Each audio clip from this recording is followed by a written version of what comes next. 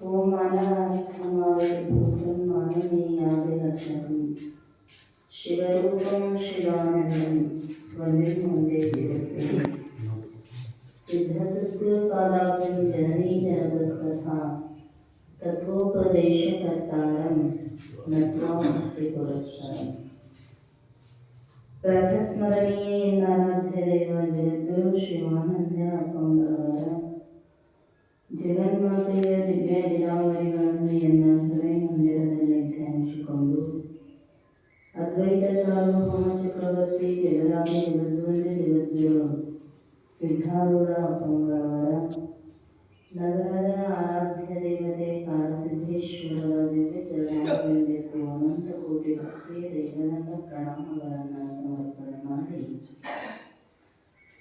ಕನ್ನಡ ನಾಡಿನ ಮುಮುಕ್ಷುಗಳ ಆರಾಧ್ಯ ದೈವವಾಗಿರುವ ಶ್ರೀಮನ್ಯಜೀವನ ಶಿವಯೋಗಿಗಳ ಶ್ರೀ ಸರ್ವಭೂಷಣ ಶಿವಯೋಗಿಗಳ ದಿವ್ಯ ಕರ್ತೃತ್ವ ಶಕ್ತಿಗಳು ಭಕ್ತಿಯ ಪ್ರಣಾಮಗಳನ್ನು ಸಮರ್ಪಿಸಿ ಉಕ್ಕಲಕೂಟದ ರೇವಣ ಸಿದ್ದೇಶ್ವರ ಅಪ್ಪಂಗಳವರ ಶ್ರೀಚರಣಕ್ಕೂ ಭಕ್ತಿಯಿಂದ ಮನೆಮನೆಗೂ ಪ್ರಾತಃ ಕಾಲದ ಶಾಸ್ತ್ರ ಚಿಂತನೆಯಲ್ಲಿ ಸಮ್ಮಿಳಿತರಾಗಿರುವ ಸಮಸ್ತ ಶರಣ ತಂದೆ ತಾಯಿಗಳ ತಮ್ಮೆಲ್ಲರಿಗೂ ಶರಣಾರ್ಥಿಗಳು. ಸುಮ್ಮನಾಗದರಿವಿನಿಂದಲೇ ಮುಗುದಿ ನೆಮ್ಮಿಲಿ ತಿಳಿಸುವ ಗುಣಗಣವಿಲ್ಲದವರಿಗೆ ಗುರುಗಾದ ಸೇವೆ ಶರಣರ ಸಂಘ ಹರಪೂಜೆ ಕರುಣೆ ವಿನಯ ನಿಜ ಸಮಯ ನಿಷ್ಠೆ ವಿರತಿ ವಿವೇಕ ವಿದ್ಯೆ ಕ್ಷಮೆ ದಮೆ ಸತ್ಯ ವರಭಕ್ತಿ ನೀತಿಗಳ ಬಲವಿಲ್ಲದವನಿಗೆ ಸುಮ್ಮನಾಗದರಿವಿನಿಂದಲೇ ಮುಗುದಿ ನೆಮ್ಮಿಗೆ ತಿಳಿಸುವ ಗುಣಗಣವಿಲ್ಲದವನಿಗೆ. ಮಾನವ ಜನ್ಮದ ಇಚ್ಛೆ ಪೂರ್ಣ ಆಗಬೇಕಾಗಿತ್ತು ಅಂದ್ರೆ ಸದ್ಗುಣಗಳ ಸಂಪಾದನೆಯನ್ನು ಮಾಡಬೇಕು. ಕಾರಣ ಹೃದಯ ಶುದ್ಧಿ ಇಲ್ಲದೇ ಇರತಕ್ಕಂಥ ಸುಮ್ಮನೆ ಎಷ್ಟೇ ಉಪದೇಶವನ್ನ ಕೇಳಿದರೂ ಕೂಡ ಅದು ವ್ಯರ್ಥ ಆಗ್ತೈತೆ ಹೊರತು ಸಾರ್ಥಕ್ಯ ಆಗೋದಿಲ್ಲ. ಸದ್ಗುರುನಾಥನ ಉಪದೇಶವನ್ನಾಲಿಸಿದಾಗಲೇ ಮೋಕ್ಷ ಅನ್ನುವಂಥದ್ದು ಸ್ವತಃಸಿದ್ಧ. ಜನಕ ಮಹಾರಾಜರು ಶುಕ ಮಹರ್ಷಿಗಳಿಗೆ ಎಷ್ಟೊತ್ತು ಉಪದೇಶ ಮಾಡಿದ್ರು ಅಂದ್ರೆ ಒಂದೇ ಕ್ಷಣ. ಆ ಒಂದೇ ಕ್ಷಣದೊಳಗನ ಅವರಿಗೆ ಜ್ಞಾನ ಆಗಬೇಕಾಗಿತ್ತಂದ್ರ ಇನ್ನು ಮತ್ತು ನಮಗೂ ಯಾಕಾಗಿಲ್ರಿ ಭಾಳ ವರ್ಷ ಆಯ್ತು ಕೇಳ್ತೇವಲ್ರಿ ಅಂದ್ರ ಅದಕ್ಕೆ ಸಾಧನೆಯನ್ನ ಹೇಳಿದರು. ಕೆಲವೊಬ್ಬರಿಗೆ ಕೇಳಿದಾಗಲೇ ಜ್ಞಾನ ಆಗ್ತೈತಿ, ಕೆಲವೊಬ್ಬರಿಗೆ ಆಗುವುದಿಲ್ಲ. ಕಾರಣ ಏನಂದ್ರೆ ಹೃದಯ ಶುದ್ಧಿ ಇಲ್ಲ. ಮಂದ ಮನುಷ್ಯರಿಗೆ ಬರಿದೆ ಬೋಧಿಪೆಂಬ ಭ್ರಮೆ ಏಕೆ ಮನುಷ್ಯ. ಅವರು ಬುದ್ಧಿ ಶುದ್ಧಿಯಾಗದ ಹೊರತಾಗಿ ಅಂತಃಕರಣ ಮಲದೋಷಾದಿಗಳನ್ನ ಕಳೆದುಕೊಳ್ಳದ ಹೊರತಾಗಿ ಎಷ್ಟೇ ಉತ್ತಮ ಗುರುಗಳು ಉತ್ತಮ ಉಪದೇಶವನ್ನು ಮಾಡಿದಾಗಿಯಾದರೂ ಕೂಡ ಅದು ಫಲ ಕೊಡುವುದಿಲ್ಲ.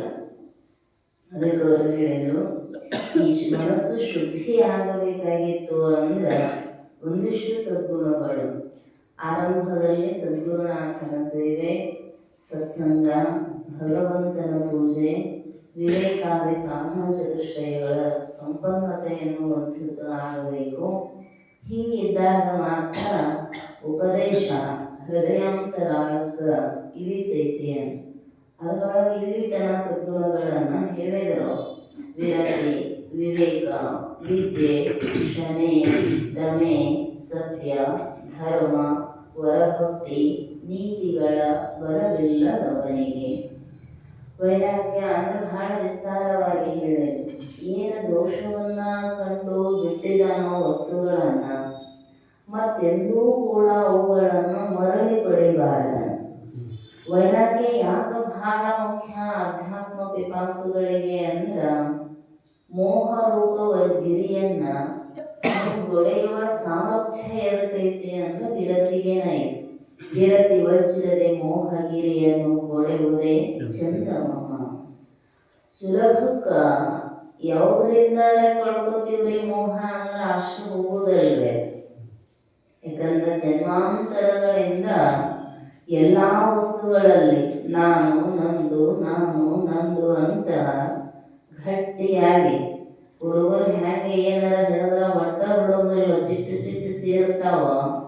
ಹಂಗ ಮೋಹ ಪರವಶನಾಗಿರ್ತಕ್ಕಂತಹ ಅಜ್ಞಾನ ಜೀವಿ ಅವುಗಳನ್ನ ಗಟ್ಟಿಯಾಗಿ ಹಿಡ್ಕೊಂಡು ಬಿಡ್ತಾನೆ.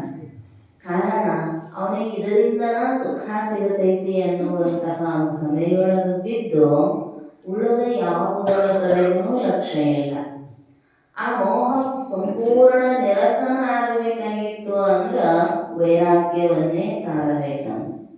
ಇಡೀ ದೇಶವನ್ನ, ಕೋಶವನ್ನ, ಸತಿಯನ್ನ, ಸಂಪತ್ತನ್ನ, ಅಧಿಕಾರವನ್ನ ಬಿಟ್ಟು ಬಂದ್ರು ಸಿದ್ಧಾರ್ಥ. ಯಾಕ ಅಂದ್ರ ಗೊತ್ತಿತ್ತು ಇದು ದುಃಖವನ್ನ ಕೊಡ್ತೈತಿ ಅಂತ. ಅಷ್ಟೇ ಬಲವತ್ತರಾಗಿರ್ತಕ್ಕಂತಹ ಮೋಹ ಪಾಶ, ಅದಕ್ಕೆ ಸುಭಾಷಿತಕಾರರು ಹೇಳ್ತಾರೆ, ಈ ನೂಲಿನ ಪಾಶದಿಂದ ಬಿಡಿಸಿಕೊಳ್ಳಬಹುದಂತ, ಕಬ್ಬಿಣದ ಸರಪಳಿಯ ಪಾಶದಿಂದ ಬಿಡಿಸಿಕೊಳ್ಳಬಹುದಂತ, ಸ್ವರ್ಣ ಸಂಕೋಲೆಯ ಪಾಶದಿಂದಲೂ ಬಿಡಿಸಿಕೊಳ್ಳಬಹುದಂತ. ಆದ್ರೆ ಮೋಹ ಪಾಶದಿಂದ ಬಿಡಿಸಿಕೊಳ್ಳೋದು ಬಹಳ ಕಠಿಣ ಐತಿ. ನಿನ್ನೆ ರಾತ್ರಿ ಅಪ್ಪರು ಹೇಳಾಕತ್ತಿದ್ರು, ರಾಮೋರು ಬಂದ ತಗೊಳ್ಳೋದು. ಅಪ್ಪರು ಹೇಳಿದ್ರ ಒಂದು 10 ದಿನ ನಾಟಕ ಅನುಷ್ಠಾನ ಏನಾರ ಧ್ಯಾನ ಮಾಡಿ ಅಂತ. ಅವಾಗ ಹೇಳಿದ್ರ ಅಂಗಡಿ ಮನಿ ಭಾಳ ಅದಾವ್ರಿ, ಹ್ಯಾಂಗ ಬಿಟ್ಟು ಬರುದ್ರಿ ಅಂತ. ಅವ್ರೊಂದ ಮಾತು ಕೇಳಿದ್ರ, ಕಂಬ ನೀ ಕೈಕಿ ಬಿಡೋದಯ್ಯ, ನೀನು ಕಂಬ ಕೈಕಿ ಬಿಡೋದೈತ. ಯಪ್ಪ ನಾನ ಹಿಡದೇನ್ರ ಕೈ ಬಿಟ್ಟು ಬಿಡು, ಎಲ್ಲ ಬಿಟ್ಟು ಬಿಡೋದೈತಿ ಅಂದ್ರೆ ಎಷ್ಟು ಸುಲಭ ಇರ್ತೈತಿ ಸದ್ಗುರುನಾಥನ ಉಪದೇಶ ಅಂತ. ಮನೆಯಿಂದ ಶಾಸ್ತ್ರಕ್ಕೆ ಬರುವಾಗ ಏನು ಮಾಡೋದ್ರಿ, ಹಸುನಾಗ ಎದ್ದು ಕುಂದಿರ್ತೈತಿ ಮೊಮ್ಮಗಳು, ಒಟ್ಟ ಕೈಯ ಬಿಡೋದಿಲ್ರಿ, ಕಾಲು ಗಟ್ಟಿಯಾಗಿ ಹಿಡ್ಕೊಂಡು ಕುಂದಿರ್ತೈತ್ರಿ. ಅದೆಷ್ಟೊಂದು ಕೆಜಿ ಇರ್ತೈತ್ರಿ. ಇವ್ರು 60-70 ಕೆಜಿ ಎದ್ದವರಿಗೆ ಒಂದು 4-5 ಕೆಜಿ ಇದು ಕುಸಿರ ಬಿಡಿಸ್ಕೊಳಕ್ ಬಿಡೋದಿಲ್ಲ ಅಂತ ಮೋಹನೋ ಮತ್ತೇನೋ. ಯಾಕಂದ್ರ ದೈಹಿಕ ಸಾಮರ್ಥ್ಯ ಇಲ್ಲ, ಮಾನಸಿಕವಾಗಿ ಮೋಹ ಅನ್ನುವಂಥದ್ದು ಕಟ್ಟಿ ಹಾಕಿರುತ್ತೆ. ಎಷ್ಟೇ ಬಲವತ್ತರ ಇರಬಹುದು, ಸಾಮಾನ್ಯ ಒಂದು ತೊಲೆ ಬಂಗಾರ ಎಷ್ಟು ಭಾರ ಇರ್ತೈತ್ರಿ? ಸುಮ್ಮೊಂದು ಕಿರುಬೆರಳೆಲ್ಲ ಎತ್ತಬಹುದು, ಅಷ್ಟ ಭಾರ ಇರ್ತೈತದ. ಆದ್ರೂ ಮನುಷ್ಯನಿಗೆ ಎಷ್ಟು ಆಕರ್ಷಣೀಯವಾಗಿರ್ತೈತಿ ಅಂದ್ರ ಬರುವಾಗ ಎಲ್ಲರ ಹೊರಗೆ ಇಟ್ಟು ಬಂದಿದ್ರಂದ್ರ ಇದ್ರಾಗಿಂದ ಶಾಸ್ತ್ರ ಕೇಳಿ ಬಿಡೋದಲ್ರಿ ಮನಸ್ಸು. ಹೊರಗಿಟ್ಟು ಬಂದಂತೇಳಿ ಯಾರ ಹೋದ್ರೆ ಏನ್ ಮಾಡೋದು? ಶಾಸ್ತ್ರ ಏನ್ ಮತ್ತ ನಾಳೆನೇ ಹೇಳ್ತಾರ ಅವರು, ಬಂಗಾರ ಹೋತಂದ್ರ ಹೆಂಗ ಮಾಡೋದು ಅಂದ್ರ ಮೋಹ ವೃತ್ತಿ ನಮ್ಮನ್ನ ಹೆಂಗ ಎಳಿತೈತಿ ಅಂತ. ಅದಕ್ಕೆ ಹೇಳಿದ್ರು ಅವರು, ಈ ಮೋಹದ ಕೆಸರನ್ನ ತೊಳ್ಕೋಬೇಕಾಗಿತ್ತು ಅಂದ್ರ, ಮೋಹದ ಪಾಶದಿಂದ ಬಿಡುಗಡೆ ಹೊಂದಬೇಕಾಗಿತ್ತು ಅಂದ್ರ ವಿವೇಕ ಇರಬೇಕಂತ. ವಿವೇಕಿಯಾಗಿರ್ತಕ್ಕಂತಹ ಪುರುಷ ಮಾತ್ರ ಧೀರ ತತ್ ನ ಮುಖ್ಯತೆ. ಧೀರ ಅಂದ್ರ ಸದಾಕಾಲ ಎಚ್ಚರಿಕೆಯಿಂದ ಇರತಕ್ಕಂಥವನು. ಸ್ವಲ್ಪ ವಿಚಾರ ಮಾಡಬೇಕು, ಈ ಲೋಕಕ್ಕೆ ಯಾಕೆ ಬಂದೀನಿ, ಏನು ಗಳಿಸಬೇಕಾಗೈತಿ ಅಂತ. ಉಳಿದ ಎಲ್ಲಾ ಸಂಪತ್ತುಗಳು ನಮ್ಮ ಕೈ ಬಿಟ್ಟು ಹೋಗ್ತಾವ, ಆದ್ರ ಜ್ಞಾನ ಸಂಪತ್ತು ಅನ್ನುವಂಥದ್ದು ಸದಾಕಾಲ ನಮ್ಮನ್ನ ರಕ್ಷಣೆ ಮಾಡ್ತೈತೆ. ಕಷ್ಟ ಅಲ್ಲ, ನಮಗೆ ಶಾಂತಿ ಸಮಾಧಾನವನ್ನ ಕೊಡುತ್ತೈತಿ. ಇದನ್ನು ತಿಳ್ಕೊಂಡು ಸರ್ವವನ್ನು ತ್ಯಾಗ ಮಾಡಬೇಕು. ಹೊರಗಿನಿಂದ ಬಿಟ್ಟು ಬರೋದು ವೈರಾಗ್ಯ ಅಲ್ಲ. ಬಹಳ ಮಂದಿ ಅಂತಿರ್ತಾರ, ಅಷ್ಟು ಬಲ ಇತ್ರಿ, ಇಷ್ಟು ಮನಿ ಇತ್ರಿ, ಎಲ್ಲಾ ಬಿಟ್ಟು ಬಂದು ನಾವು ಸನ್ಯಾಸಿಗಳಾಗಿದ್ವಿ ಅಂತ. ಎಲ್ಲಾ ಬಿಟ್ಟು ಬಂದಿವಿ ಅನ್ನೋ ಭಾವ ಐತಲ್ಲ, ಅದು ಹೋಗೋಬೇಕಂತಾರ. ಯಾಕಂದ್ರೆ ಯಾವಾಗಲೂ ಹೊರಿದ ಅಲ್ದ, ನಾ ಬಿಟ್ಟು ಬನ್ನಿ. ಒಬ್ರು ಹೇಳ್ತಾರ, ಅದಾರ ಅವರು, ಈಗ ಹೆಸರು ಹೇಳೋದು ಬೇಡ. ಹಾಗೆಲ್ಲ ಏನಾರ ಅಂದ್ರೆ ನಾ ಗೌಡನ ಮಗಳದೇನಿ ಅಂತ. ಏನ್ ಮಾಡೋದು? ಇನ್ನ ಆ ಭಾವನೆ ಹೋಗಿಲ್ಲ ಅಂದ ಒಳಕ ಗೌಡ ಗೌಡತಿಯ ಅಧಿಕಾರ ಅಂತಸ್ತು ನಮಗೇನು ಕಡಿಮೆ ಆಗೈತ್ರಿ? ಈ ಸದ್ಯ ಹೋದ್ರೆ ಬೇಕಾದಂಗ ರಾಜರಂಗ ಬಾಳ್ಬೇಕಂತ. ಮತ್ತು ಸಿದ್ಧಾರೂಢರಿಗೆ, ಶಿವಾನಂದರಿಗೆ ಏನು ಕಡಿಮೆ ಆಗಿತ್ತು? ಯಾಕೆ ಎಲ್ಲವನ್ನ ತ್ಯಾಗ ಮಾಡಿ ಬಂದ್ರು ಅಂದ್ರೆ ಅವು ಬಂಧಿಸ್ತಾವು ಅಂತ. ಮನಸ್ಸಿನೊಳಗ ಕಿಂಚಿತ್ ಮೋಹವೂ ಕೂಡ ನಮಗ ದುಃಖವನ್ನ ಕೊಡುತ್ತೈತಿ. ಅದರ ಸಲುವಾಗಿ ಸಂಪೂರ್ಣ ವಿವೇಕಯುತನಾಗಿ ವೈರಾಗ್ಯ ತಾಳಬೇಕು. ವೈರಾಗ್ಯ ನಿಧಿಯಾಗಿರ್ತಕ್ಕಂತಹ ಅಕ್ಕ ಯಾವುದೂ ಬರುತ್ತಿರಲಿಲ್ಲ. ಕೌಶಿಕ ಅಂದಿದ್ರ ಪಟ್ಟದರಸಿಯನ್ನಾಗಿ ಮಾಡುವಂತಹ ಅವಕಾಶ ಇತ್ತು. ಆದ್ರೂ ಇಡೀ ದೇಹದ ಮೇಲೆ ನಿರ್ಮಾಣವನ್ನ ತಾಳಿ ಹುಟ್ಟ ಸೀರೆಯ ವ್ಯಾಮೋಹವನ್ನು ಕೂಡ ಕಳಚಿ ದೇಹಾಭಿಮಾನವನ್ನು ಸಂಪೂರ್ಣವಾಗಿ ತ್ಯಾಗ ಮಾಡಿ ಉಡುತಡಿಯನ್ನು ಬಿಟ್ಟು ಕಲ್ಯಾಣಕ್ಕೆ ಬಂದಳು.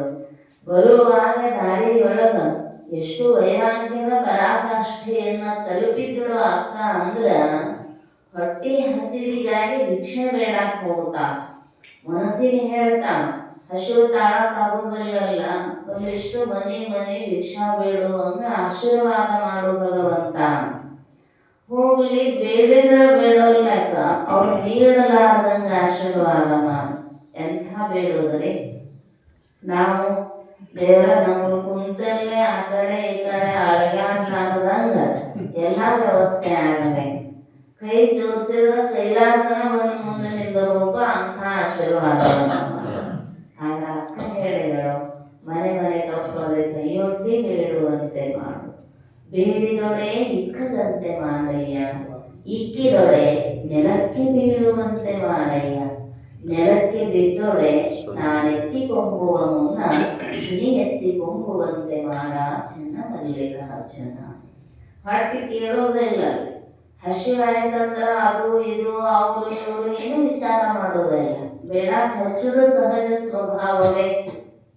ಅವರು ನೀಡಲಾರದಂಗ ಅವ್ರಿಗೆ ಬುದ್ಧಿ ಕೊಡುವಂತ. ಯಾಕಂದ್ರ ಹೆಂಗ ನಾ ಕೇಳಿದ ಕೂಡಲೇ ನೀಡಾಕ್ ಹತ್ತಿದ್ರು ಅಂದ್ರೆ ಇದು ಮತ್ತ ಅದ ಅಭ್ಯಾಸ ಇಟ್ಕೊಂತೈತಿ ಅಂತ. ಮತ್ತ ಒಂದು ಮನೆ ಅಲ್ಲಂತ 10 ಮನೆ ಅಡ್ಡಾಡಿ ತಿಂದು ಮತ್ತೆ ಮಾಯಿ ಅನ್ನುವಂತಹ ಶರೀರ ಬಲಿತೈತಿ. ಮತ್ತ ಅಕಸ್ಮಾತ್ ಯಾರೋ ಕರುಣಾಮಯಿಗಳು ನೀಡಿದವ ಅಂದ್ರ ಕೆಳಗೆ ಚಲಿ ಹೋಗುವಂಗ ಮಾಡಿ. ಮತ್ತೆ ಹಸು ಹಟ್ಟಿ ಕೇಳಬೇಕಲ್ಲ, ಕೇಳ್ತೀವ. ಸಿದ್ಧಾರೂಢಜ್ಜ ಸಂಚಾರ ಮಾಡುವಾಗ ಆಹಾರ ಸಿಗದೆ ಇದ್ದಾಗ ಕೆರೆ ದಂಡಿಗೇನು ಬಂದು ನೀರ ಹೊಲಸ್ಕೊಂಡು ಕೊಡೋದಲ್ಲ. ಹಂಗ ಹೊಟ್ಟೆ ಹಸುವಿನಿಂದ ಕೆಳಗೆ ಬಿದ್ರು ತಗೊಂಡು ತಿನ್ನುವಂಗ ಮಾಡು ಅಂದ್ರೆ ಅಷ್ಟು ಹೇಯ ಬುದ್ಧಿಯನ್ನ.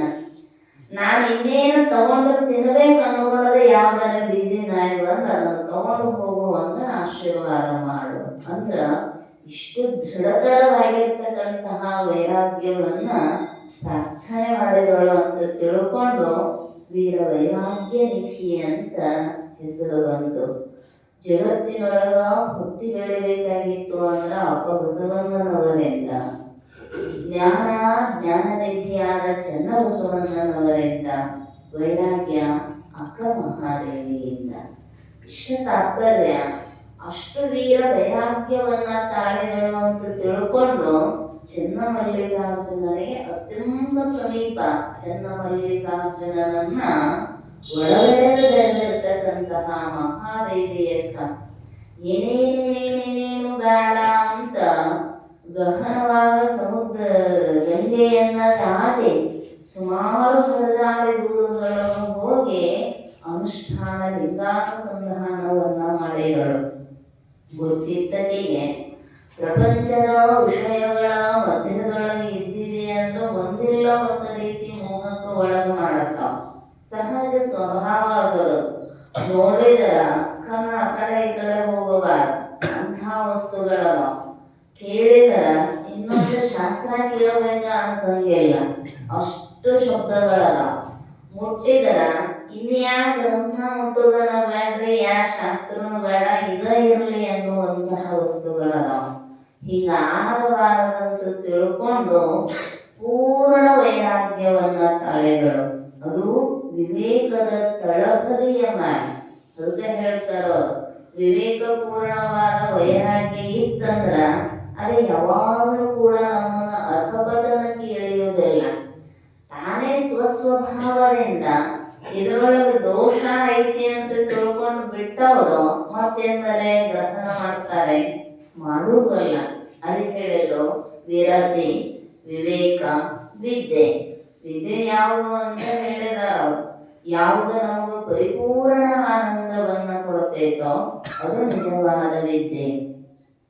ಸಜಾನಂದ ಪ್ರಭುಗಳು ಬರೀತಾರೆ ಸಿದ್ಧಬೋಧಾಮೃತಗಳು, ಆತ ಹೇಳುತ್ತಿಹನು ಚಂದ್ರ ಲೋಕದ ಸುದ್ದಿ, ಈತ ಹೇಳುತ್ತಿಹನು ಮಂಗಳ ಲೋಕದ ಸುದ್ದಿ.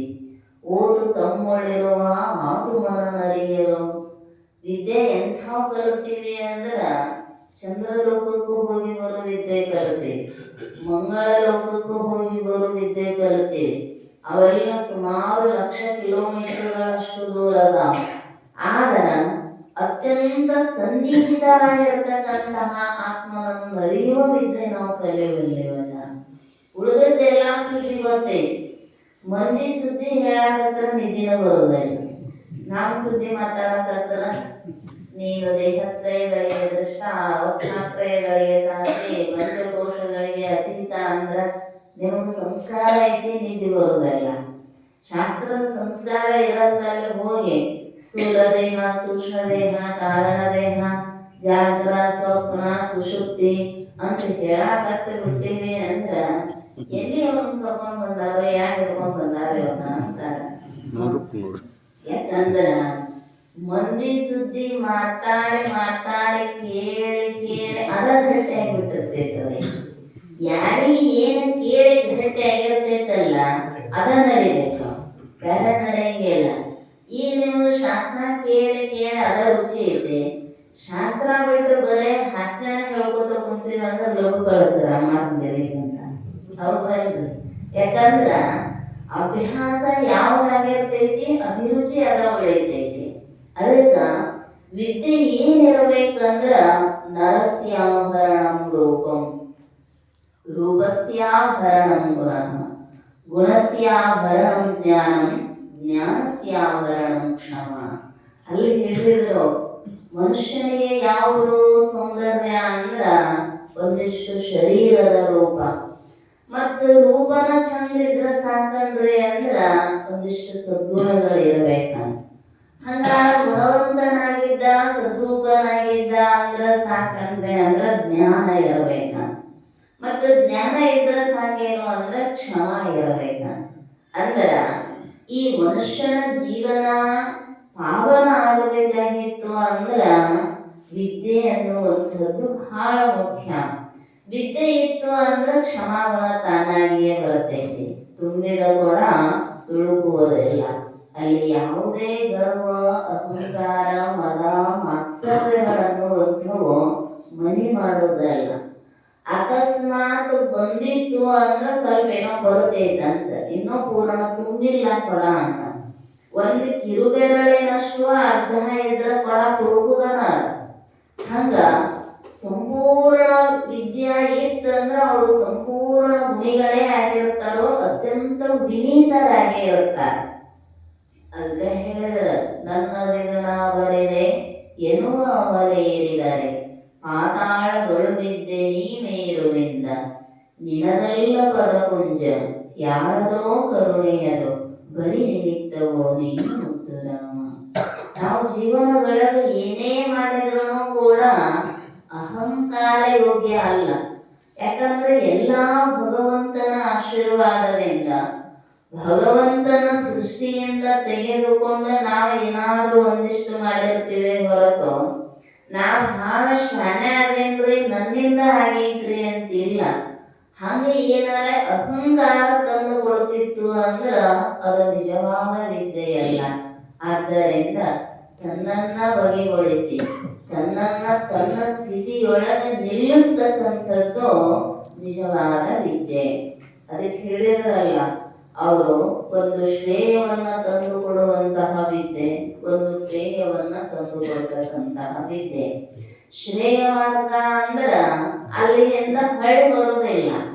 ಶ್ರೇಯೋ ಮಾರ್ಗ ಅಂದ್ರ ಒಂದಿಷ್ಟು ಭೋಗಿಸುವುದು, ಭೋಗ ತೀರಿದ ಬೆಳಕು, ಪುಣ್ಯ ತೀರಿದ ಬೆಳಕ ಮತ್ತು ಹಳ್ಳಿ ಇಲ್ಲೇ ಬರುವುದು. ಅದಕ್ಕೆ ಹೇಳಿದ್ರು ತನ್ನನ್ನು ಬಗೆಗೊಳಿಸುವಂತಹ ವಿದ್ಯೆಯೇ ನಿಜವಾದ ಆಭರಣ ಮನುಷ್ಯನಿಗೆ. ಅಂತಹ ವಿದ್ಯೆ ಅದಾದ ಬೆಳಕ ಶ್ರಮೆಗುಣ ಮಾತುಗಳನ್ನ ಹೇಳಿದ್ರು. ಶ್ರಮಗುಣವಿಲ್ಲದವನಿಗೆ ಅಂತ ಹೇಳಿದ್ರು. ಯಾರಲ್ಲಿ ಮನೋನಿಗ್ರಹ ರೂಪ ಶ್ರಮಗುಣ ಸಾಧನೆ ಇಲ್ಲವೋ ಅವರಿಗೆ ಮೋಕ್ಷ ದೂರದ ಮಾತು. ಮುಖ್ಯವಾಗಿ ಬೇಕಾಗಿರ್ತಕ್ಕಂಥದ್ದು ಮನೋಸಾಮರ್ಥ್ಯ. ಅದಕ್ಕೆ ಹೇಳಿದ್ರಲ್ಲ, ಮನವೆಂಬ ಮರ್ಕಟ ತನುವೆಂಬ ವೃಕ್ಷವನೇರಿ ಇಂದ್ರಿಯಂಗಳೆಂಬ ಶಾಖೆ ಶಾಖೆಗೆ ಹಾರಿ ವಿಷಯಗಳೆಂಬ ಫಲವನ್ನು ಅನುಭವಿಸುತ್ತಾ ಭವದತ್ತ ಮುಖ ಮಾಡಿ ಹೋಗುತ್ತಿದೆ ನೋಡ. ನಿನ್ನ ನೆನಹೆಂಬ ಪಾಶದಿಂದ ಮನವೆಂಬ ಮರ್ಕಟವನ್ನ ನಿನ್ನ ನೆನಹೆಂಬ ಪಾಶದಿಂದ ಬಿಗಿದು ಕಟ್ಟಿ ಎನ್ನ ನುಳುಗಿಕೋ ಅಖಂಡೇಶ್ವರ, ಎನ್ನ ನುಳುಗಿಕೋ. ಷಣ್ಮುಖ ಶಿವಯೋಗಿಗಳು ಹೇಳ್ತಾರೋ, ಶರೀರ ಅನ್ನುವಂಥದ್ದೇ ಮಹಾನು ವೃಕ್ಷ. ಇದರೊಳಗ ಮನಸ್ಸು ಅನ್ನುವಂಥದ್ದೇ ಮರ್ಕಟ ಅಂದ್ರ ಮಂಗ. ಮಂಗ್ಯ ಹೆಂಗ ಗಿಡದಾಗ ಹತ್ತಿರ ಕೂಡ್ಲೆ ಈ ಟೊಂಗೆಯನ್ನ ಆ ಟೊಂಗೆ, ಆ ಟೊಂಗೆಯನ್ನ ಆ ಟೊಂಗೆ, ಯಾಕಂದ್ರೆ ಜೀವಿಯರ ಅದರ ಸ್ವಭಾವ ಐತಿ. ಹಂಗ ಈ ಶರೀರ ಅನ್ನುವ ಗಿಡದೊಳಗ ಮನಸ್ಸು ಅನ್ನುವಂತಹ ಮರ್ಕಟ ಒಮ್ಮೆ ಕಣ್ಣಿನ ಕಡೆ ಹೋಗ್ತೈತಿ, ಒಮ್ಮೆ ಕಿವಿ ಕಡೆ ಹೋಗ್ತೈತಿ, ಒಮ್ಮೆ ನಾಲಿಗೆ ಕಡೆ ಬರ್ತೈತಿ. ಹಿಂಗ ಜ್ಞಾನೇಂದ್ರಿಯಗಳನ್ನುವಂತಹ ಟೊಂಗೆಗಳಲ್ಲಿ ಜಿಗದ ಜಿಗದ ಜಿಗದ ಅಲ್ಲಿ ಸುಖ ಐತೇನು, ಇಲ್ಲಿ ಸುಖ ಐತೇನು, ಪೂರ್ಣ ಯಾವ್ದಾರೆ ತಿಂತೈತೇನೋ ಅಂದ್ರೆ ಇಲ್ಲ, ಅದನ್ನೊಂದಿಷ್ಟು ರುಚಿ ನೋಡ್ತೈತಿ, ಸಾಕ್ ಅನ್ನಿಸ್ತೈತಿ. ಹಿಂಗ ವಿಷಯಾದಿಗಳಲ್ಲಿ ಹರದಾಡೆ ಹರದಾಡೆ ಹರದಾಡೆ ಏನ್ ಮಾಡಕತ್ತೈತಿ ಅಂತ ಭವದತ್ತ ಮುಖ ಮಾಡಿ ಹೋಗುತ್ತೀರಿ ನೋಡ. ಯಾರು ಕೇವಲ ವಿಷಯಾಪೇಕ್ಷೆಗಳಾಗಿ ಮನಸ್ಸನ್ನ ವಿಷಯಗಳಿಗೆ ದಾಸಾನುದಾಸವಾಗಿ ವರ್ತಿಸಿದಾರೋ ಅವರು ಯಾರು ಮುಕ್ತರಾಗಿಲ್ಲ. ಕಾರಣ ಆಸೆ ಉಳಿತೈತಿ. ಇದನ್ನು ಸ್ವೀಕಾರ ಮಾಡಿದ್ರು ಅಂದ್ರೆ ವಿಷಯಗಳನ್ನ ಅದರ ವಾಸನೆ ಉಳಿತೈತಿ ಮನಸ್ಸಿನೊಳಗ. ಅವಾಗ ಏನ್ ಮಾಡ್ತಾರೋ ಅಂದ್ರೆ ಮತ್ತೆ ಜನ್ಮಾಂತರಗಳನ್ನ ತಾಳ್ತಾರೋ. ಅದಕ್ಕ ಯಾಜ್ಞವಲ್ಕ್ಯರು ಹೇಳಿದ್ರು, ನಿರ್ವಿಷಯಗಳು ಕರಿಗೊಂಡು ನೀನೇ ನೀನೇ ಸುಖಿಯಪ್ಪೆ. ನಮಗೆ ಸುಖ ಯಾವಾಗ ಸಿಗುದು ಅಂದ್ರ ನಿರ್ವಿಷಯ ರೂಪ ಆನಂದದೊಳಗ. ವಿಷಯಾನಂದದೊಳಗ ಕ್ಷಣಿಕ ಸುಖ ಆಗತೈತಿ, ಅದು ಸುಖದ ಭ್ರಾಂತಿ ಅಂತ ಹೇಳಿದಾರ. ಭ್ರಮೆ ಆಗೈತೆ ಹೊರತು ಪಡೆವೆಡೆಗಳು ಮೊದಲ ತ್ಯಾಯಾಸ, ನಡುವಿನಿತಿಹುದೆಲೆ ಸುಖದ ಆಭಾಸ, ಕಡೆಗಳು ಬೇಸಿಗೆ ಮುಸುಗುತ್ತಿಹುದು, ಸಿರಿವಿರಿಯಾಗಲೇ ಮನಸ್ಸಿಂಗಹುದು. ಪರಮಾರ್ಥ ಗೀತೆಯೊಳಗೆ ನಿಜಮುಂಡು ಹೇಳಿದರು, ಯಾವುದಾದರೂ ವಿಷಯವನ್ನ ಗ್ರಹಣ ಮಾಡಬೇಕಾದ್ರೆ ನಾವು ತಗೋಬೇಕಾಗಿತ್ತಂದ್ರೆ ಬಹಳ ತೊಂದರೆ. ಹಂಗ ಸುಲಭಕ್ಕೂ ಯಾವುದು ನಮಗೆ ಪ್ರಾಪ್ತಿಯಾಗುವುದಲ್ಲ. ಹಂಗಾರ ಅಷ್ಟೆಲ್ಲ ಕಷ್ಟಪಟ್ಟು ನಿಮಗೆ ಸಿಕ್ಕಾವಲ್ಲ, ಕಾಯಂ ಸುಖ ಕೊಡ್ತಾವೇನೋ ಅಂದ್ರು. ನಡುವಿನಿತಿಹುದು ಎಲೆ ಸುಖದ ಆಭಾಸ. ಪೂರ್ಣ ಸುಖ ಅಂತ ಯಾರು ಹೇಳಿಲ್ಲ. ಸುಖದ ಆಭಾಸ ಅಂದ್ರೆ ಸುಮ್ಮನೆ ನಮಗ ಅನಿಸೈತಿ ಇದ್ರೊಳಗೆ ಸುಖ ಐತಿ ಅಂತ. ಹಂಗ ಮನಸ್ಸು ಯಾಕೆ ಹಂಗ ವಿಷಯಗಳ ಕಡೆಗೆ ಹೋಗ್ತೈತಿ ಅಂದ್ರ ಅದು ಹುಡುಕ್ಯಾಡಕತ್ತೈತಂತ. ಇದರಾಗ ಸುಖ ಐತಿ, ಇದರಾಗ ಸುಖ ಐತಿ ಅಂತ. ಕೋಳಿ ತಿಪ್ಪಿ ಕೆದರ್ತೈತಿ, ಈ ತಿಪ್ಪಿಯನ್ನ ಅಗದ್ ಹಾಕ್ತೈತಿ. ಬಂಗಾರ ಸಿಗಲಿ, ಬೆಳ್ಳಿ ಸಿಗಲಿ, ವಜ್ರ ಸಿಗಲಿ, ಮುತ್ತು ಸಿಗಲಿ, ರೊಕ್ಕ ಸಿಗಲಿ, ಯಾವ್ದಾರ ಹಿಡ್ಕೊಂಡು ಹೊರಗೆ ಬರ್ತೈತಂದ್ರೆ ಅಷ್ಟೂ ತಿಪ್ಪಿ ಕೆದರಿ ಹಾಕಿದ್ರು ಅದಕ್ಕೆ ಬೇಕಾದದ್ದು ಒಂದು ಅಕ್ಕಿ ಕಾಳ, ಜೋಳದ ಕಾಳ, ಗೋಧಿ ಅಥವಾ ಗೊಂಜಾಳ. ಇಷ್ಟು ಬಿಟ್ಟು ಮತ್ತೊಂದು ನೀವು ಕೋಟಿ ಕಿಮ್ಮತ್ತಿಂದು ವಜ್ರದ ಹರಳ ಐತನೆ ಅಂದ್ರೂ ಕೂಡ ಖಾಲಿಗೆ ಕೆದರಿ ಹಿಂದಕ್ಕ ಒಲಿತೈತದ. ಯಾಕಂದ್ರೆ ಗೊತ್ತೈತಿ ಇದು ನನ್ನ ವಸ್ತು, ಇವು ನನ್ನ ವಸ್ತುಗಳಲ್ಲ. ಆದ್ರ ಪ್ರಜ್ಞಾವಂತನಾಗಿರ್ತಕ್ಕಂತಹ ಮನುಷ್ಯ ಜಗತ್ತಿನಾಗ ಕೆದರ್ತಾನ.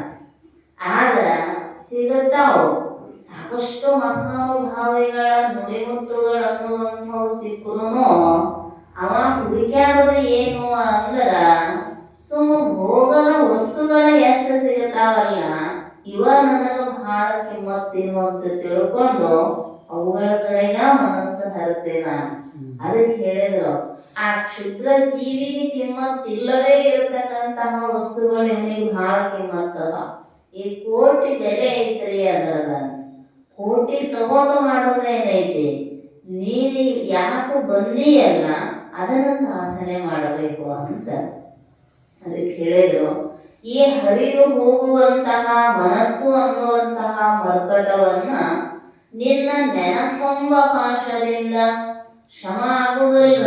ಮನಸ್ಸು ಹಂಗ ಅದಕ್ಕೊಂದಿಷ್ಟು ಗುರುಕೊಟ್ಟ ಮಹಾಮಂತ್ರವನ್ನ ಭಗವಂತನ ನಾಮಸ್ಮರಣೆ ಅನ್ನುವಂತಹ ಹಗ್ಗದಿಂದ ಕಟ್ಟೆ ನಿನ್ನತ್ತ ಎಳೆದುಕೋ ಅಖಂಡೇಶ್ವರ.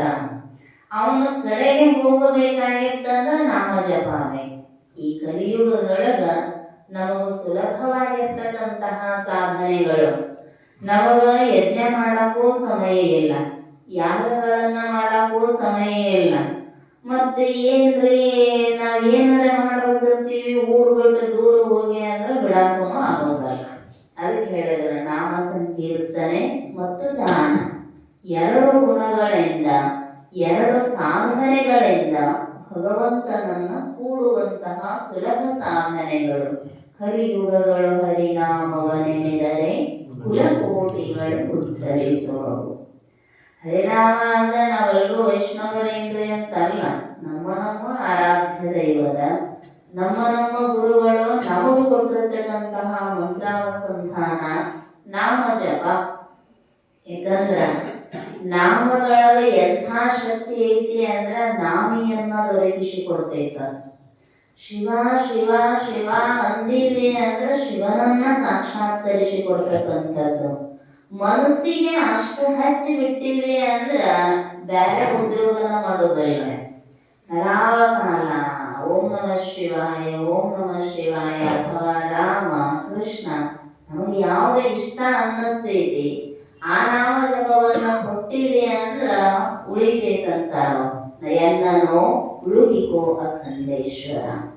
ಹಿಂಗ ಪ್ರಾರ್ಥನೆ ಮಾಡುವಂಥದ್ದು ಪ್ರತಿಯೊಬ್ಬರಲ್ಲಿಯೂ ಇರಬೇಕಂತ. ಅಂದ್ರ ಮನಸ್ಸು ವೈರಾಟವನ್ನ ಶಾಂತ ಮಾಡ್ಕೋತೈತಿ. ಅವಾಗ ಶ್ರಮ ಗುಣ ಸಂಪಾದನೆ ಆಯಿತು ಅಂದ್ರ ಶ್ರಮೆಯಿಂದೆ ಮುಕುತಿ ಸಾಧನ ಬೆರತುಂಟೆ. ಇಷ್ಟು ಮನಸ್ಸು ನಿಗ್ರಹ ಮಾಡಿಬಿಟ್ರೆ ಮುಗಿದು ಹೋಯಿತು. ದೂರವಿಲ್ಲವೋ ಮುಕುತಿ ದೂರವಿಲ್ಲವೋ. ಅರಿವಿನಿಂದಲೇ ಜ್ಞಾನ ಅನ್ನುವಂಥದ್ದು ಸಿದ್ಧಿಸ್ತೈತಿ. ಈ ಸದ್ಗುಣಗಳನ್ನುವಂಥವು ಇರಬೇಕು. ಅದಕ್ಕೆ ಹೇಳಿದ್ರು ಬ್ರಹ್ಮ ಜ್ಞಾನೋಪಯೋಗಿ ವ್ಯಾಪಾರ ಅತಿರಿಕ್ತ ಶ್ರಮಃ. ಅಂದ್ರ ಬ್ರಹ್ಮಜ್ಞಾನಕ್ಕ ಉಪಯೋಗಿಯಾಗಿರ್ತಕ್ಕಂಥದ್ದು ಶ್ರಮಗುಣ. ಮನೋನಿಗ್ರಹ ಆಯಿತು ಅಂದ್ರ ಶಾಂತವಾದ ಮನಸ್ಸಿನೊಳಗ ಉಪದೇಶ ಗಟ್ಟಿಯಾಗಿ ನಿಲ್ಲುತ್ತೆ. ನಮ್ಮ ಮುಖ ಕಾಣಬೇಕಾದ ಕನ್ನಡಿ ವೈರಾಟ ಇರಬಾರ್ದು, ಮ್ಯಾಲ ಮುಚ್ಚಿರಬಾರ್ದು, ಧೂಳಿರಬಾರ್ದು. ಸ್ವಚ್ಛವಾಗಿತ್ತಂದ್ರ ಅದು ತಾನಾಗಿಯೇ ಪ್ರತಿಬಿಂಬ ತೋರ್ತೈತಿ. ಅಂತಃಕರಣ ರೂಪ ಕನ್ನಡಿ ಸ್ವಚ್ಛವಾಗಿತ್ತು ಅಂದ್ರ ತನ್ನಾತ್ಮನ ಯಥಾರ್ಥ ರೂಪ ಅನ್ನುವಂಥದ್ದು ನಮಗ್ ಹೊಳಗ ತೋರೆ ಆನಂದ ಅನ್ನುವಂಥದ್ದು ಆಗತೈತಿ. ಇಲ್ಲಿ ಶ್ರಮಗುಣ ಆದಮೇಲೆ ಅದಕ್ಕೆ ಪೂರಕವಾಗಿರ್ತಕ್ಕಂತಹ ದಮ ಹೇಳ್ತಾರೆ. ಶಮ ದಮ ಇವೆರಡು ಒಂದಕ್ಕೊಂದು ಸಾಪೇಕ್ಷಿಕ ರೂಪವಾಗಿರ್ತಕ್ಕಂಥದ್ದು. ನೀವು ಮನಸ್ಸನ್ನ ನಿಗ್ರಹ ಮಾಡ್ರಿ ಅಂತಿರಲ್ಲ, ಹೊರಗಿನ ಇಂದ್ರಿಯಾದಿಗಳ ಹೊರಹೊಕ್ಕ ಮಾಡೋದು ಏನು? ಯಾಕಂದ್ರ ಈ ಕಣ್ಣು ಕಿವಿ ಮೂಗು ನಾಲಿಗೆ ಚರ್ಮ ಬ್ಯಾಡಂದ್ರೂ ಹೊರಗ ಹೋಗುತ್ತಾವ. ಬ್ರಹ್ಮ ಇಂದ್ರಿಯಗಳನ್ನ ರಚನಾ ಮಾಡಿದ, ಹೊರಗೊಂದಿಷ್ಟು ಸೃಷ್ಟಿಯನ್ನ ರಚನಾ ಮಾಡಿದ. ಅವನಿಗೆ ಅನ್ನಿಸ್ತು ಮತ್ತೆ ಈ ಸೃಷ್ಟಿ ರಚನೆ ಮಾಡಿದೆ ಇವುಗಳನ್ನ ಉಪಭೋಗಿಸುವವರಾರು. ಅದಕ್ಕಂತ ತಿಳ್ಕೊಂಡು ಬುದ್ಧಿಜೀವಿಯಾದ ಮನುಷ್ಯನನ್ನ ಇಂದ್ರಿಯಗಳನ್ನ ರಚನೆ ಮಾಡಿ ಹೊರಮುಖವಾಗಿಯೇ ಇಟ್ಟುಬಿಟ್ಟಾನಂತ ಬ್ರಹ್ಮದೇವ. ಅದಕ್ಕೆ ಸಹಜವಾಗಿ ಹೊರ ಹೋಗಿಬಿಡ್ತಾವ. ಆದ್ರೆ ಸದ್ಗುರುನಾಥ ಹೊರಗೆ ಹೋದಷ್ಟು ನಿನಗೆ ದುಃಖ ಐತಿ ಅಂತ ತಿಳ್ಕೊಂಡು ಆ ಕರ್ಣ ವಿಜಯಗಳ ಸಾಧನೆಯನ್ನ ನಮಗೆ ತಿಳಿಸ್ತಾ ಇದ್ದಾರೆ. ಕರ್ಣ ವಿಜಯದಿಂದೇ ಕಲಿತನ ಮುಂದೆ. ಈ ಇಂದ್ರಿಯಾದಿಗಳನ್ನ ಗೆಲ್ಲುವುದಕ್ಕಿಂತಲೂ ಶೂರತನ ಇನ್ನೊಂದಿಲ್ಲ. ಬೇಕಾದಾಗ ಹೊರಗಿನ ಎಲ್ಲ ಗೆಲ್ಲಬಹುದು, ಆದ್ರೆ ನಮ್ಮ ಇಂದ್ರಿಯಗಳ ಮೇಲೆ ನಾವು ಪ್ರಭುತ್ವ ಸಾಧಿಸ್ತಕ್ಕಂಥದ್ದು ಬಹಳ ದುರ್ಲಭ ಐತಿ ಅಂತೀವಲ್ಲ. ಏನ್ ಹೋಗ್ಬೇಡ ಅಂದಲ್ಲಿ ಹೋಗ್ತೈತಿ, ಏನ್ ಮಾಡೋದ್ರಿ? ನೀವ ಒಂದಿಷ್ಟು ಗಟ್ಟಿಯಾಗಿ ಹಿಡ್ಕೊಂಡು ನಿಂತು ಬಿಟ್ರಿ ಅಂದ್ರ ಆ ಕಡೆ ಹೋಗುದಿಲ್ಲ, ದುಷ್ಟ ವಿಚಾರಗಳು ಬರುವುದಿಲ್ಲ, ದುರ್ವ್ಯಸನಗಳಿಗೆ ಮನಸ್ಸು ಹರಿಯುವುದಿಲ್ಲ. ಅದಕ್ಕೆ ಹೇಳಿದ್ರು ಅವರು, ದುರ್ವಿಚಾರಿ ದುರ್ವ್ಯಸನಿ ಎಂದೆನಿಸಲಿರಯ್ಯ ಎನ್ನನ್ನು. ಯಾಕ ಅಂದ್ರ ದಿನಾಲೂ ಆ ಸಾಧನೆ ಅನ್ನುವಂಥದ್ದು ಇರಬೇಕು. ಇನ್ನೊಬ್ಬರು ವಸ್ತು ಮುಟ್ಟಾಕ ಹೋದ ಕೂಡಲೇ ಕೈ ಹೇಳಬೇಕಂತ, ಇದರಿಂದ ಅಲ್ಲ ಪಾಪ ಕಾರ್ಯ ಮುಟ್ಟಬೇಡ. ಅಪ್ಪೋರು ಹೇಳ್ತಿದ್ರಂತೆ ಸಾಧಕರಿಗೆ, ಶಿವಾನಂದ ಅಪ್ಪೋರು ಬಹಳ ಚಂದ ಸಾಧಕರನ್ನ ರಕ್ಷಣೆ ಮಾಡಿದ್ರು. ಮಠದ ಗೇಟಿನ ಮಗಳು ಪಂಜೂರು ಕೋಳೆ ಐತಿ, ಅದನ್ನ ದಾಟಿ ಮುಂದೆ ಹೋಗಿದ್ದಿಲ್ಲ ಅಂತ ಸನ್ಯಾಸಿಗಳು. ಆಮೇಲೆ ನಡೆಯುವಾಗ 2 ಫೂಟ್ ಅಷ್ಟ ನೋಡ್ಕೊಂಡು ಮುಂದೆ ನಡೆಯೋದು, ಮುಂದೆ ಕಣ್ಣೆತ್ತಿ ಸುತ್ತಲಿನ ಪ್ರಪಂಚ ನೋಡುವಂಗಿರಲಿಲ್ಲ. ಅಷ್ಟು ಅವರು ಹಂಗ ನಡೀತಿದ್ರ. ಹಂಗ ನಡ್ಕೊಂತ ಹೋದಾಗ ಹುಡುಗ ಕೇಳಿದ, ಯಜ ಏನ್ ಕಳ್ಕೊಂಡೆ ಅಂತ. ಅಪ್ಪವ್ರಂದ್ರಂತೆ, ನನ್ನ ನಾ ಕಳ್ಕೊಂಡಿನಿ, ಹುಡುಕ್ಯಾಡಕತ್ತೀನಿ ಅಂತ, ತೆಲಿಗೆ ಬಿಡು ಅಂತ. ಅವ್ರ ಹಂಗ ವಾಯು ವಿಹಾರಕ್ಕ ಮತ್ತು ಕದಾಂಪುರಕ್ಕ ಶಾಸ್ತ್ರಕ್ಕೆ ಹೇಳಕ್ ಹೋಗ್ತಿದ್ರ. ಯಾಕಂದ್ರೆ ಮ್ಯಾಲ ಎತ್ತಿ ನೋಡ್ತಿರ್ಲಿಲ್ಲ ತಲೆ ಎತ್ತಿ. ಹಾಗಾಗಿ ಹಿಂದಿಬ್ರು ಮುಂದಿಬ್ರು ಯಾವಾಗ್ಲೂ ಸಾಧಕ ಶಿಷ್ಯರು ಇರ್ತಿದ್ರಂತ ಅವ್ರ ಜೊತೆ. ಹಿಂದೇನಾರ ಬಿದ್ರೂ ಲಕ್ಷ್ಯ ಇಲ್ಲ, ಮುಂದೇನಾರೆ ಮನುಷ್ಯರು ದನ ಕರ, ಮನುಷ್ಯರಾಗ ಅವರ ನೋಡಿದ್ವು ಸರಿತಿದ್ರು, ದನ ಕರ ಬರ್ತಿದ್ವು. ಯಾಕಂದ್ರೆ ಇಷ್ಟ ನೋಡುದಂದ್ರೆ ಮುಂದೆ ಬಂದದ್ ಹೆಂಗ್ ಗೊತ್ತಾಗ್ತೈತೆ, ಅವ್ರು ಸರಸಾಗಂತ ಮುಂದೆ ಹೋಗ್ತಿದ್ರ ಹೇಳ್ತಿದ್ರಂತ ಅಪ್ಪೋರು. ಯಾಕ ಬಹಿರ್ ವಿಷಯಗಳನ್ನ ನೋಡಬಾರದು ಅಂದ್ರ, ನಮ್ಮ ನೇತ್ರಗಳು ಕ್ಯಾಮರಾ ಇದ್ದಂಗ ನಾವು ಏನೇನು ನೋಡುತ್ತಾವ. ಇಲ್ಲಿ ಹೊರಗಿನ ಕ್ಯಾಮ್ರಾಗಳ ನಾವು ಬಟನ್ ಬಡದ ಅಷ್ಟ ಹಿಡಿದಿಟ್ಟುಕೊಳ್ತಾವ, ನಾವು ಬಟನ್ ಹೊಡೆದ ನಾವು ಕ್ಯಾಪ್ಚರ್ ಮಾಡ್ತಾವ. ಆದ್ರೆ ನೇತ್ರ ರೂಪ ಕ್ಯಾಮ್ರಾಗಳ ಹಂಗಿಲ್ರಿ. ನೀವು ಬಟನ್ ಬಡದರೆ ಬಡಿಯಿರಿ, ಬಡಿಲಾರ್ದರೆ ಇರ್ರಿ, ಏನೇನು ನೋಡುತ್ತಾವ ಎಲ್ಲ ಫೋಟೋ ತಕೊಂಡು ಇಟ್ಕೊಂಡ್ಬಿಡ್ತಾವ. ನೆಗೆಟಿವ್ ಒಳಗೆ ಉಳಿದು ಬಿಡ್ತಾವ. ಒಂದು ಜನ್ಮಕ್ಕಲ್ಲ, ಎಷ್ಟು ಚಿತ್ರಗಳು ಎಷ್ಟು ಶಬ್ದಗಳು ನಮ್ಮಲ್ಲಿ ಹಿಡಿದಿಟ್ಟುಕೊಂಡೈತಿ ಚಿತ್ತ, ಅಷ್ಟೆಲ್ಲ ಜನ್ಮಗಳನ್ನ ಕೊಟ್ಟು ತೀರ್ತೈತ. ಅದಕ್ಕ ಆ ಕಡೆ ಈ ಕಡೆ ನೋಡಿದಷ್ಟು ಕೂಡ ಜನ್ಮಾಂತರಗಳನ್ನು ಕಳ್ಕೊಳ್ಳಕ್ಕಾಗೋದಿಲ್ಲ, ವಾಸನಾ ರೂಪದಿಂದ ಉಳಿದು ಬಿಡುತ್ತಾವ. ಅದಕ್ಕೆ ಇಂದ್ರಿಯ ನಿಗ್ರಹಗಳಿಗೆ ಬಹಳಷ್ಟು ಪ್ರಾಮುಖ್ಯತೆಯನ್ನ ಕೊಟ್ಟರು. ಮಠಗಳ ಸದಾಕಾಲವು ಸಂತಿ ಸಾರ ಇಲ್ಲ ಹೆಸರು ಬೇರೆ ಬಿಟ್ಟು ಬೇರೆ ಆಹಾರದ ವ್ಯವಸ್ಥೆ ಇದ್ದಿದ್ದಿಲ್ಲ. ಅಂದ್ರ ಮನಸ್ಸನ್ನ ಹದಗೆಡಿಸ್ತೈತಿ ಆಹಾರ ಅನ್ನುವಂಥದ್ದು. ಅದಕ್ಕೆ ಯುಕ್ತ ಆಹಾರ ವಿಹಾರಸ್ಯ ಯುಕ್ತ ಚೇಷ್ಟಸ್ಯ ಧರ್ಮಸು ಯುಕ್ತ ಸ್ವಪ್ನಾವಬೋಧಸ್ಯ ಯೋಗೋ ಭವತಿ ದುಃಖ. ಆಹಾರ ಇತಿಮಿತಿಯೊಳಗ ಶುದ್ಧ ಆಹಾರ ಇತ್ತು ಅಂದ್ರ ಆಹಾರ ಶುದ್ಧವು ಸತ್ತು ಶುದ್ಧಿ. ಅದಕ್ಕ ಆ ಪದ್ಧತಿಯನ್ನ ಒಂದು ಸಲ ಕಾಲ ಹುಣ್ಣಿಮೆಗೆ ಹೊರಗಡೆ ಮಾಡಿದ್ರಂತ. ಒಂದ್ 4 ಹಳ್ಳಿಗೆ ಹೋಗ್ತಿದ್ರಂತ ರಿಕ್ಷಾಕ್, ಮೊದಲು ಈಗ ಹೋಗೋದಿಲ್ಲ. ಆ ಜೋಳಿಗೆ ತುಂಬಾ 4 ಹಳ್ಳಿ ಒಳಗ ಕರಗಡವ ನೀಡಿದ್ರ. ಮತ್ ಏನ್ ಮಾಡಿರ್ತಾರ, ಮೊದಲನೇದು ಮಠತನ ತೆಗೆದಿಡೋದು. ಅವುಗಳಿಗೆ ಗೊತ್ತಿದ್ರು ಇವತ್ತು ಕಾರಣವೇ ಕರಗಡ ಬಂದಿರ್ತಾವೋ ಅಂತ ಇವ್ರೆಲ್ರು ತಗೊಂಡು ಬಂದ ಎಲಿ ಮಾಡೋದ್ರೊಳಗೆ ಅಲ್ಲೇ ನಿಂತಿದ್ರ. ನಿಂತ ಹೇಳಿದ್ರ ತಗೊಂಡ್ ನಡೀರಿ ದನಗಳಿಗೆ ಹಾಕಾಕ. ಇವ್ರಂದ್ರು ಮಠದಾಗ ಅಂತೂ ಮಾಡೋದಿಲ್ಲ, ಮತ್ ಮಂದಿ ಕೊಟ್ಟದ್ದು ತಿನ್ನಾಕ್ ಬಿಡುವಲ್ರಲ್ಲ ಹೂಗಳು. ತಗೊಂಡು ಹೋಗಿ ಎತ್ತುಗಳ ಮುಂದೆ ಗಾಣಿಯೊಳಗ ಹಾಕಿಸಿ ಬದಲೊಳಗ ಪೂರ್ಣ ಎಲ್ಲಾ ಒಂದು ಬ್ಯಾಳಿ ಕಾರಣ ಕೆಳಗ್ ಪೂರ್ಣ ಉಳಿಲಾರ್ದಂಗೆ ಎತ್ತು ತಿನ್ನುವಂಗ ಮುಂದೆ ನಿಂತಿದ್ರಂತ. ಇವ್ ಹಿಂದೆ ನಿಂತಿದ್ರ. ಅಕಸ್ಮಾತ್ ಏನಾರ ಹಬ್ಬಗಳು ದಾಟಿ ಹೋದಿಂದ ಒಂದೆರಡು ತಕೊಂಡ್ರೆ ಆಯ್ತು ಅಂತ ಅಷ್ಟು ಎತ್ತು ಪೂರ್ಣ ತಿನ್ನುವವರೆಗೂ ಕೂಡ ಅಲ್ಲೇ ನಿಂತಿದ್ರ. ಯಾಕಂದ್ರ ಅಷ್ಟು ಕರುಣಾಮೂರ್ತಿಗಳು ಗುರುನಾಥ. ಶಿಷ್ಯರು ನನ್ನನ್ನ ನಂಬಿಕೊಂಡು ಬಂದಾರಂದ ಒಳಗ ವಿಷಯಾದಿಗಳ ಕಡೆಗೆ ಅವರು ಹರಿದು ಹೋಗಬಾರದು ಅನ್ನುವಂತಹ ಕರುಣೆ, ಅಷ್ಟು ಕಟ್ಟುನಿಟ್ಟಿನಿಂದ ಅವರನ್ನ ರಕ್ಷಣೆ ಮಾಡಿದ್ರು ಅಂತ ತಿಳ್ಕೊಂಡು ಮಹಾಜ್ಞಾನ ರತ್ನಗಳು ಪ್ರಾಪ್ತಿಯಾದವು. ಶಿವಾನಂದರ ಕೀರ್ತಿಯನ್ನ ಉಳಿಸಿದರು. ಅದರೊಳಗೆ ಸಾಸಿವೆಹಳ್ಳಿ ಬಸವಪ್ಪಜ್ಜವರು ಏನ್ ದೊಡ್ಡಮ್ಮ ಬಂದಿದ್ರಲ್ಲ, ಆ ಊರಿನೊಳಗ ಅಪೂರ್ವ ಶಿಷ್ಯರು. ಇಷ್ಟು ತಪಸ್ವಿಗಳು ಅಂದ್ರ ಅಪೂರ್ವ ಕೊನೆಯ ಕಾಲಗಳು ಒಂದ ಮಾತು ಹೇಳಿದ್ರ, ನೀನು ನಿನ್ನ ಮೂಲ ಸ್ಥಾನಕ್ಕೆ ಹೋಗಿ ಬಿಡಪ್ಪ ಅಂತ. ವಾಚಾರ್ಥಗಳ ಮೂಲ ಸ್ಥಾನ ಅಂದ್ರ ಹುಟ್ಟಿದವರು, ಲಕ್ಷಾರ್ಥಗಳ ಮೂಲ ಸ್ಥಾನ ಅಂದ್ರ ನಿನ್ನ ಸ್ವರೂಪದೊಳಗ ನೀನಿರು ಅಂತ. ಎರಡನ್ನೂ ಅಲ್ಲೇ ಸಾಸಿವೆಹಳ್ಳಿಗೆ ಹೋಗಿ ಮನೆಯೊಳಗನ 40 ವರ್ಷ ಕುಂತಲೇ ಕುಂತಿದ್ದ. ಹಂಗಿರಬೇಕು ಆ ಸಾಧನೆ ಎನ್ನುವಂಥದ್ದು. ಅವರು ಆ ತಿಳಿ ನೀರಿನ ನಂತರ ಇರ್ತಕ್ಕಂತಹ ಸಾರಿನೊಳಗೆ ನೀರು ಹಾಕೊಂಡು ಊಟ ಮಾಡ್ತಿದ್ರ. ಹೆಂಗಿರ್ಬೇಕದು ಇಂದ್ರಿಯ ನಿಗ್ರಹ ಅನ್ನುವಂಥದ್ದು. ಜೋಳಿಗೆಯೊಳಗೆ ಭಿಕ್ಷಾ ತಗೊಂಡು ಬಂದ್ರೆ ಜೋಳಿಗಿನ ನೀರಾಗಿ ಆಮೇಲೆ ಅದರೊಳಗಿನ ಆಹಾರ ಸ್ವೀಕಾರ ಮಾಡ್ತಿದ್ರ. ಊಟಕ್ಕೆ ವಿಷಯಕ್ಕೆ ಮರುದಿಪ್ಪಾದಂಗೆ ಊಟ ಒಪ್ಪುದೇ ಶಿವ ಪದಗಳು. ಆಹಾರಕ್ಕಾಗಿ ಮನುಷ್ಯ ಹಾಕುರದ ಅಂದ್ರ, ವಿಷಯಗಳಿಗಾಗಿ ಇಂದ್ರಿಯಾದಿಗಳನ್ನ ಹರಿಬಿಟ್ಟ ಅಂದ್ರ ಭಗವಂತನ ಪ್ರಾಪ್ತಿಯಾಗುವುದಲ್ಲ. ಅದಕ್ಕೆ ಹೇಳ್ತಾ, ಪ್ರತಿಯೊಂದು ಬಹಿರೇಂದ್ರಿಯಗಳ ನಿಗ್ರಹಕ್ಕ ದಮ ಅಂತ ಕರೆದಿರ. ಮನಸ್ಸಿನ ನಿಗ್ರಹ ಶಮ, ಬಹಿರೇಂದ್ರಿಯ ನಿಗ್ರಹ ಅದು ದಮ. ಮದತ್ಯಾಗ ದಮಃ. ನೀವು ಪುಷ್ಟಿ ಆಗುವಂದ್ರ ದೇಹ ಮದ ಬರ್ತೈತಿ.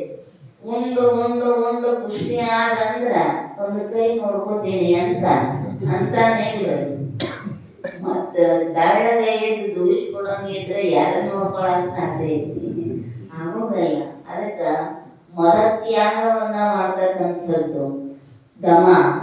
ದುಷ್ಟ ದಮನಂ ದಮಃ ಅಂದ್ರ ಏನು ದುಷ್ಟ ಪ್ರವೃತ್ತಿಗಳು ಅದರೊಳಗೆ ಜಮಾವಣೆ ಆಗುತ್ತಾವೋ ಅದನ್ನ ತ್ಯಾಗ ಮಾಡ್ತಕ್ಕಂಥದ್ದು. ನಾನು ನನ್ನಿಂದಲೇ ಅನ್ನುವಂತಹ ಅಭಿಮಾನ ಬರ್ತೈತಿ, ನಾನ ಮಾಡಿದ್ರಿ ಅನ್ನುವಂಥದ್ದು ಬರ್ತೈತಿ. ಈ ಭಾವವನ್ನ ತ್ಯಾಗ ಮಾಡ್ತಕ್ಕಂಥದ್ದು ಬಾಹ್ಯವೃತ್ತಿ ನಿವರ್ತನಂ ದಮಃ. ಹೊರಗೆ ಏನು ಹೋಗುತ್ತೈತಲ್ಲ ವೃತ್ತಿ, ಅದನ್ನ ಹಿಡಿದಿಡ್ತಕ್ಕಂಥದ್ದು.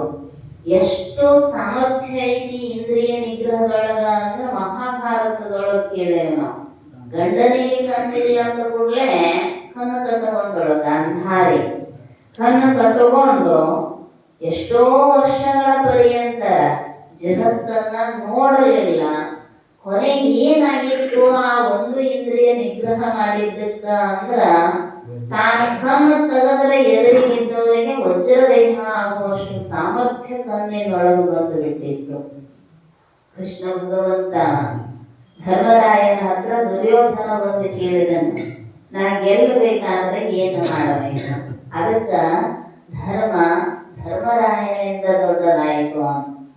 ಇದರಿಂದ ನನಗ ಸೋಲು ಬರ್ದಿದ್ದನ್ನು ಪ್ರಜ್ಞೆ ಇಲ್ಲ. ಹೇಳಿ ನಾವು ಸಹಜವಾಗಿ ಚಿಕ್ಕಮ್ಮನ ಹತ್ರ ಹೋಗಿ ಬರೇ ಬತ್ತಲೆಯಾಗಿ ನೀನು ಕಣ್ಣು ಬಿಚ್ಚಿ ನೀನು ನೋಡನ್ನು, ನಿಂದು ವಜ್ರದೇಹ ಆಕೈತಿ, ನಿನಗ ಮರಣ ಇಲ್ಲ, ಗೆಲ್ಲತಿ ನೀನು ಅಂತ ಯಾರು ಹೇಳ್ತಾರೆ? ಕೃಷ್ಣ ಭಗವಂತಂದ ಎಂಥ ಕೆಲಸ ಮಾಡಿದ್ನಿ. ನೀ ಧರ್ಮನೇ ಹೌದು, ಆಗ ಅವ ಧರ್ಮಿ ಅದ.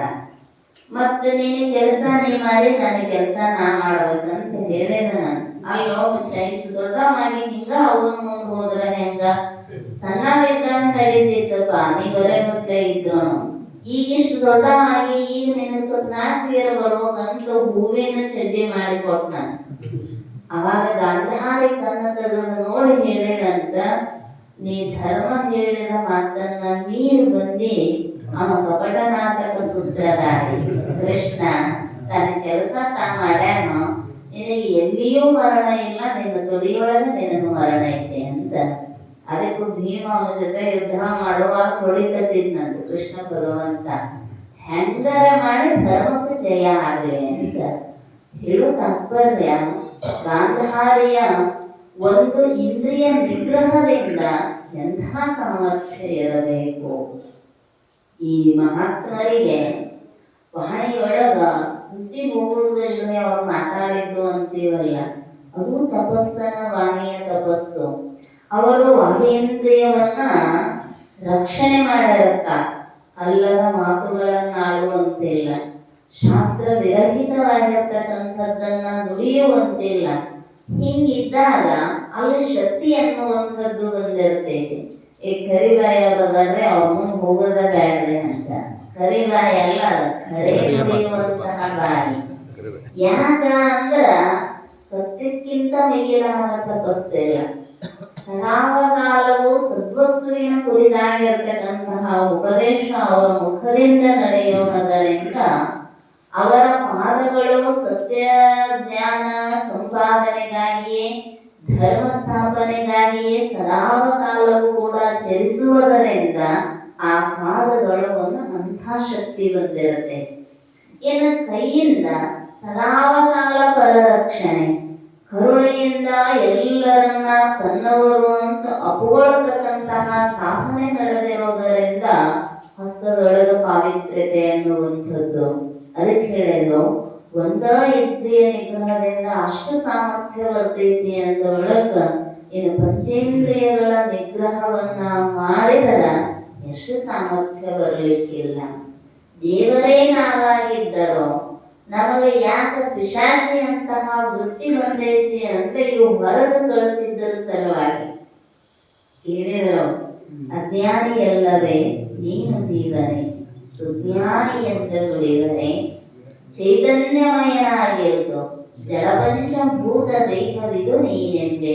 ಭೂತ ನಿರ್ಮಲ ನಿಜ ತತ್ವಮಯನಾಗಿ ಸೂತನಾದಿ ವಿಧಿ ವಿಧಿರ್ಪೆ ಅಜ್ಞಾನಿಯಲ್ಲವೇ ತಿಳುಕೋ ಅಂತಾರ. ನೀ ಏನದಿ ಅಂದ್ರ ಚೈತನ್ಯ ಸ್ವರೂಪವೇ ಅದಿ, ಇದ್ರೂ ದೇಹದ ಮೇಲೆ ಅಭಿಮಾನ ತಾಳೆ ಇಂದ್ರಿಯಾದಿಗಳನ್ನ ಬಹಿರ್ಮುಖಗೊಳಿಸಿ ಅದು ಬೇಕು ಇದು ಬೇಕಂತೆ ಮತ್ತೆ ಇದರ ಸಂಬಂಧ ಮಾಡಿರೋದರಿಂದ ಜನಿ ಮೃತಿ ಸೂದಕಾದಿಗಳನ್ನ ನಿನ್ನ ಮೇಲೆ ಆರೋಪ ಮಾಡ್ಕೊಂಡು ಎಲ್ಲ ಇದನ್ನ ಮಾಡಬೇಡ ಅಂತಾರ. ಅದಕ್ಕೋಸ್ಕರವಾಗಿ ಹರಿದು ಹೋಗತಕ್ಕಂತಹ ಇಂದ್ರಿಯಗಳ ನಿಗ್ರಹ, ಬಾಹ್ಯ ಕರ್ಣ ಉಪರದಿ ದಮಃ ಅಂದ್ರೆ ಹೊರಗಿನ ಕರ್ಣಗಳನ್ನ ಶಮನ ಮಾಡ್ತಕ್ಕಂಥದ್ದು. ಬ್ರಹ್ಮಜ್ಞಾನೋಪಯೋಗಿ ವ್ಯಾಪಾರ ಅತಿರಿಕ್ತ ವ್ಯಾಪಾರ ಮಾತ್ರ ನಿರೋಧ ಇತಿ. ಇದು ಎದರೊಳಗೆ ಉಪಯೋಗ ಆಗ್ತೈತಿ ಅಂದ್ರೆ ಬ್ರಹ್ಮಜ್ಞಾನದೊಳಗೆ ಶಮಗೆ ದಮ. ಹೊರಗಿನ ಇಂದ್ರಿಯಗಳನ್ನ ಕಟ್ಟಿ ಹಾಕಿ ಬಿಟ್ಟಿರಿ ಅಂದ್ರೆ ಮನಸ್ಸು ಎಲ್ಲಿ ಹೋಗುದೆ. ಯಾಕಂದ್ರ ಅದಕ್ಕೆ ಸ್ವತಂತ್ರ ಅಲ್ಲಿ ತನ ಹೋಗುವ ಸಾಮರ್ಥ್ಯ ಇಲ್ಲ, ನಿರಾಕಾರ ಐತಿ ಮನಸ್ಸು. ಅದಕ್ಕೊಂದು ಸಾಧನೆ ಬೇಕು. ಈ ಇಂದ್ರಿಯಗಳ ರೂಪ ಸಾಧನೆಗಳನ್ನ ಹತ್ತುಕೊಂಡು ವಿಷಯದ ಕಡೆಗೆ ಮನಸ್ಸು ಹೋಗುತ್ತೈತಿ.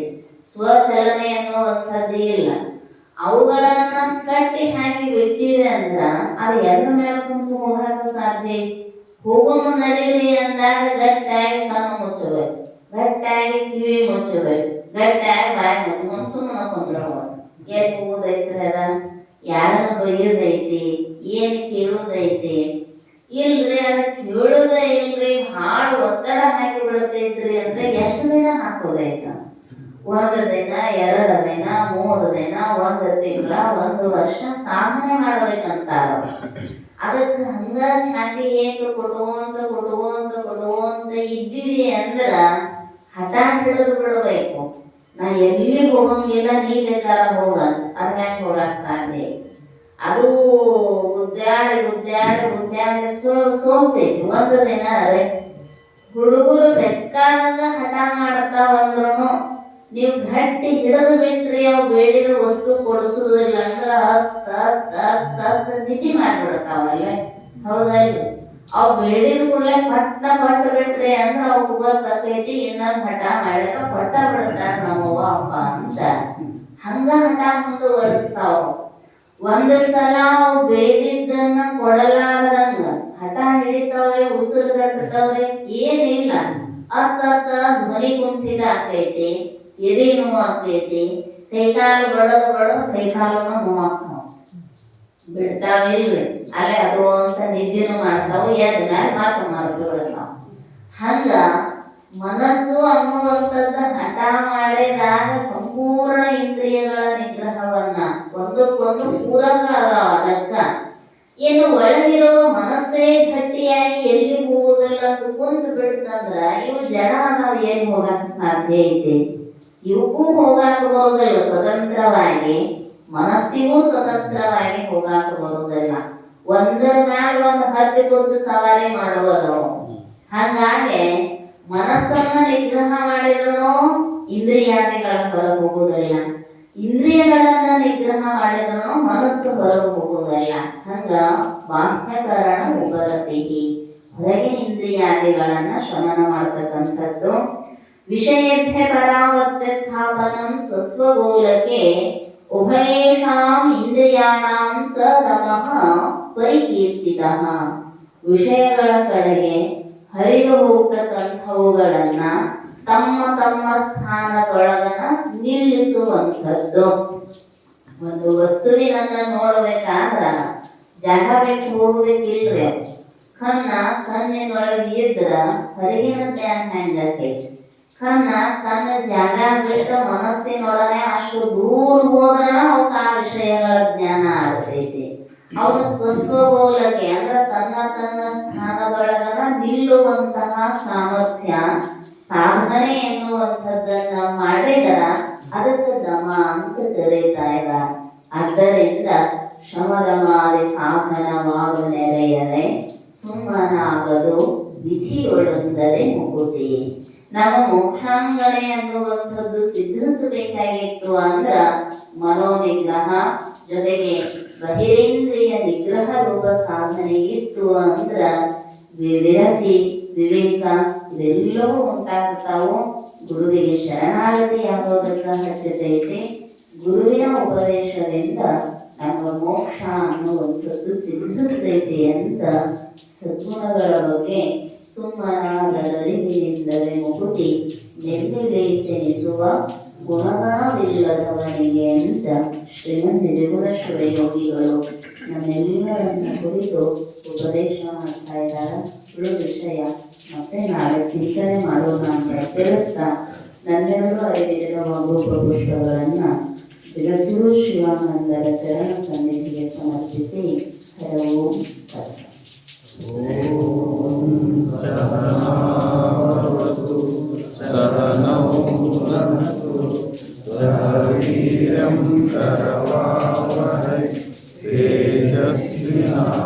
तेजस्विनामस्तु मा विद्विषावहै। ओम शांति शांति शांति।